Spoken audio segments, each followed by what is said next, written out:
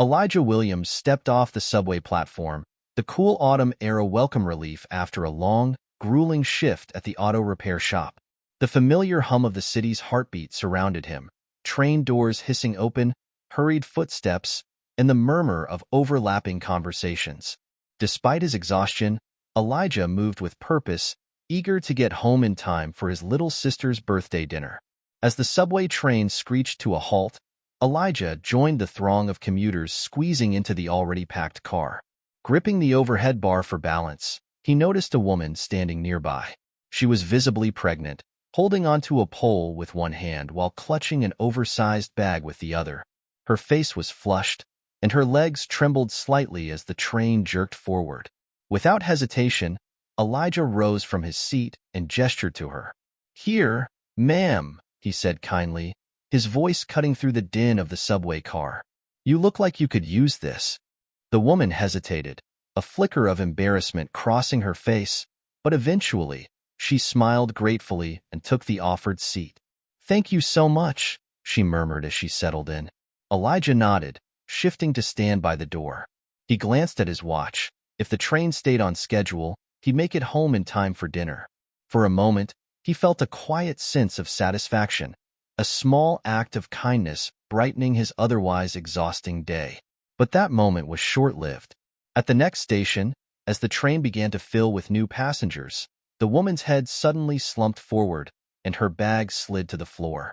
A collective gasp rippled through the car as she collapsed onto her knees, gasping for air.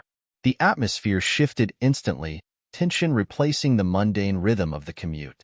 "Someone help her!" a man shouted from the other end of the car. Elijah's instincts kicked in. He crouched beside the woman. "Ma'am, are you okay?"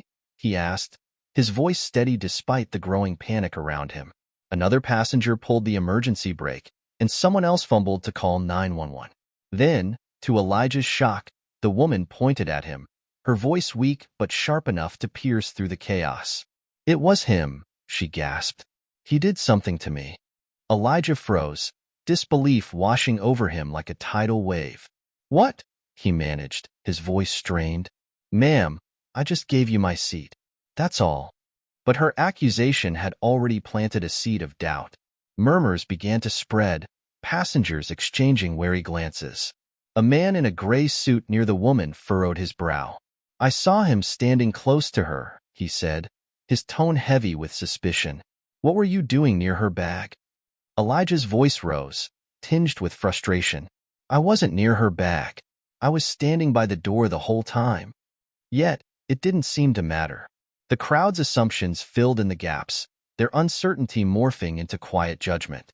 "Someone call the police," a voice shouted from the back of the car. The train screeched to a halt at the next station, and moments later, 2 transit officers boarded. The tension was palpable as passengers scrambled to provide fragmented accounts of what they thought had happened. One officer pointed at Elijah. "You," he said firmly, "step off the train so we can sort this out." Elijah's stomach churned, but he raised his hands defensively. "I didn't do anything," he said, his voice steady but edged with frustration. "I just gave her my seat. Ask anyone." Before he could move, a voice rang out from the back of the car. "Wait." A teenage girl with braided hair stood, holding up her phone. "I saw the whole thing," she said. "He didn't touch her or her stuff. He literally just gave her his seat." Her words hung in the air, a momentary crack in the wall of suspicion. But the tension didn't fully dissipate. One of the officers crouched beside the woman, who groaned and clutched her stomach. "Ma'am, did someone harm you?" She pointed at Elijah again. "It was him," she insisted, her voice weaker now. "I felt dizzy after he stood so close." Elijah clenched his fists, forcing himself to remain calm. His father's words echoed in his mind. "Stay calm, no matter what. Don't give them any reason to see you as a threat." The officers led Elijah off the train, their questioning drawing a small crowd of curious onlookers. He explained the situation repeatedly, his voice unwavering despite the knot tightening in his chest. Meanwhile, the teenage girl approached the officers again, her phone in hand. "I have a video," she said, her voice resolute. "It shows everything. He didn't do anything wrong." The officers reviewed the footage, their expressions shifting from skepticism to quiet acknowledgement. One officer turned to Elijah, his tone more measured. "The video backs up your story. You're free to go." Relief washed over Elijah, but it was short-lived. "A misunderstanding," the officer said, as though the label could erase the weight of what had just happened. Elijah's jaw tightened. "Misunderstanding," he repeated, his voice icy. "Do you have any idea what it's like to have an entire train of people look at you like you're a criminal?" The officer looked down, muttering a weak apology before walking away. The teenage girl stayed by Elijah's side, her phone still in hand. "I posted the video," she said softly. "People need to see what really happened." Elijah nodded, his voice thick with emotion. "Thank you. You didn't have to do that." "I wanted to," she replied. "People need to stop jumping to conclusions." That evening, Elijah sat at his sister's birthday dinner, the sound of laughter and clinking glasses a balm to his frayed nerves.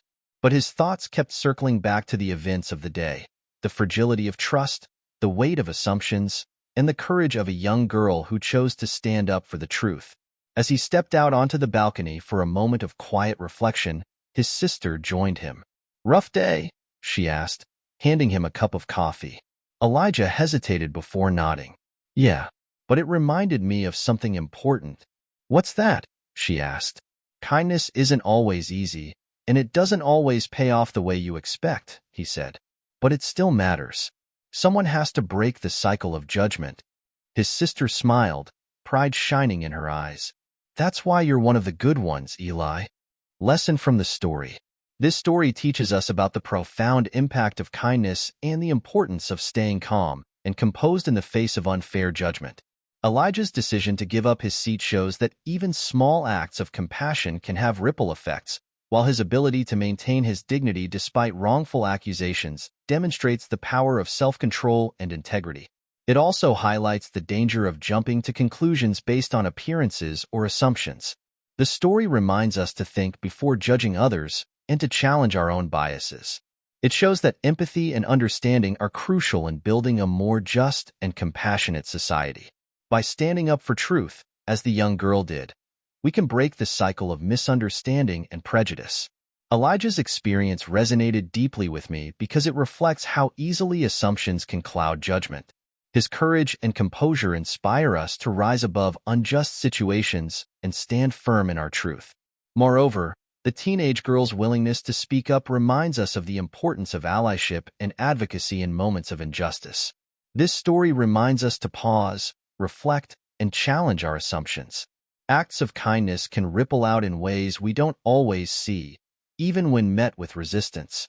If this story resonated with you, don't forget to like and subscribe to our channel, Story Precious, for more stories that inspire, challenge, and uplift.